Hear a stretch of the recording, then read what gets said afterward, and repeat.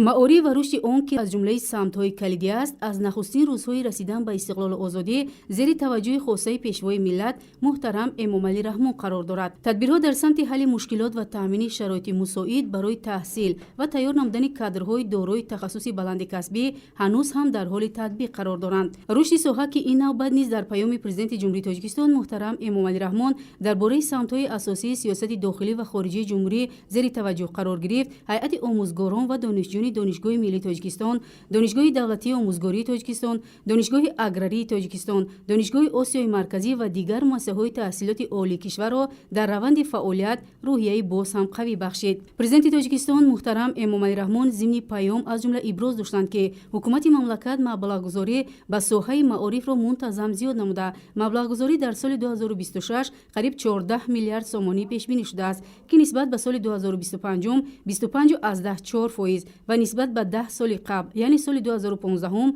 5.5 баробар зиёд мебошад. ба таъкиди сарвари давлати мо бояд ҳарчи бештар омода намудани кадрҳои омӯзгорӣ, бунёди муассисаҳои таълимӣ ва ба стандартҳои ҷаҳонӣ мутобиқ гардондани низоми таҳсилот, яъне омодагӣ ба гузариш ба низоми 12-солаи таълим аз ҳоло чораҷӯӣ намоем. Президенти кишвар муҳтарам Эмомалӣ Раҳмон ба масъалаҳои рушди соҳаи тиб низ дахл намуда, аз ҷумла иброз доштанд ки дар 10 соли охир дар кишвар аз ҳисоби ҳамаи сарчашмаҳо 1300 иншооти соҳаи тандурустӣ ба маблағи беш аз 5.3 миллиард сомонӣ сохта ба истифода дода шудааст. Сарвари давлат бо таҳлили раванди афзоиши маблағгузорӣ ба соҳаи тандурустӣ ҳукумати мамлакатро вазифадор намуданд ки масъалаи мукаммалсозии низоми маблағгузории соҳаи тандурустӣ, истифодаи мақсадноки маблағҳои буҷетӣ ва ғайрибуҷетӣ, гузариш ба низоми ғайринақдии пардохти хизматрасониҳо ва дигар масъалаҳои соҳаро ҳамаҷониба таҳлилу баррасӣ намуда, ҷиҳати татбиқи ислоҳоти навбатӣ ва бартараф намудани мушкилоту камбудиҳои дар ин самт ҷой дошта тадбирҳои зарури андешанд.